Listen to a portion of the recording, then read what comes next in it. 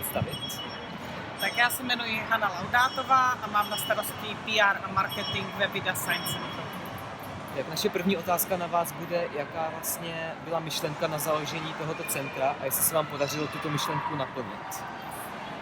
Myšlenka je už poměrně stará, asi 7 let, a byla to původně snad bakalářská práce, která byla na téma, že Brno jako město inovací potřebuje Science Centrum, protože potřebuje lidi přesvědčit o tom, že věda je zábava a že technické obory jsou zajímavé a tak dále. A pak se vlastně díky dotacím Evropské unie podařilo tento projekt naplnit, ale co se týče naplnění toho velkého potenciálu mít v Brně Science Centrum, tak to si myslím, že jsme samozřejmě na cestě a u cíle ještě ani zdaleka nejsme.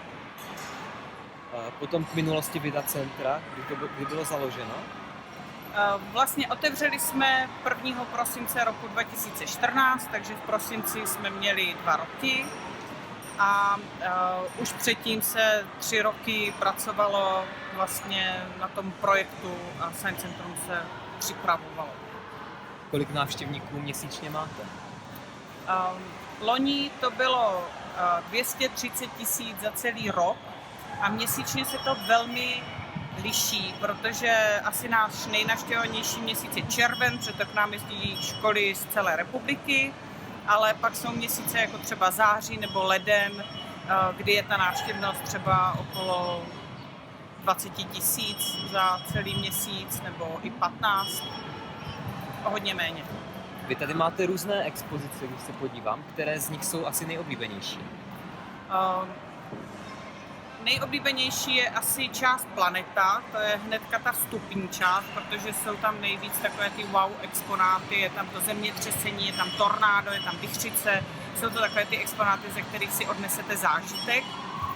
Ale třeba teď právě skončila výstava Klamarium, což byla výstava optických klamů a tu vlastně po dobu jejího trvání navštívilo 100 000 návštěvníků, což je prostě na výstavu obrovské množství lidí. Kolik máte zaměstnanců? Máme zhruba 40 stálých zaměstnanců a další stejný počet zaměstnanců na dohodu o provedené práci, takzvané DPP. Brigáda u vás je možná? Brigáda u nás je možná, zhruba tak 4krát do roka brigádníky hledáme a máme to vždycky na našich stránkách a na našem Facebooku, takže je dobré to sledovat. Plánujete do budoucna nějaké nové exponáty nebo celé sekce?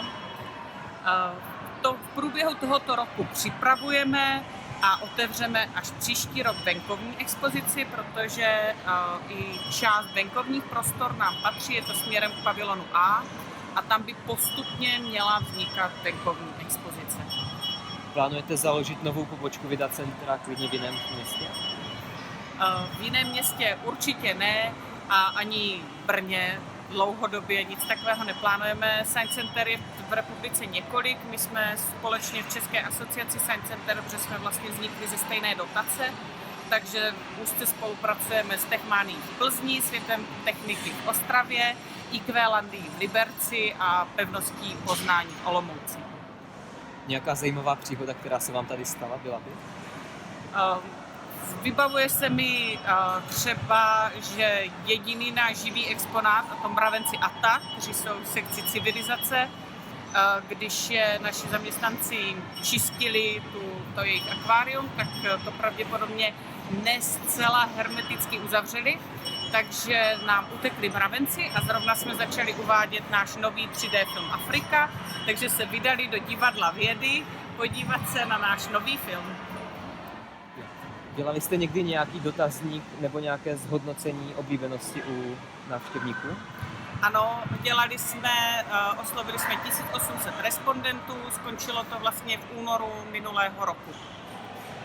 Tak děkujeme za rozhovor. Taky děkuji.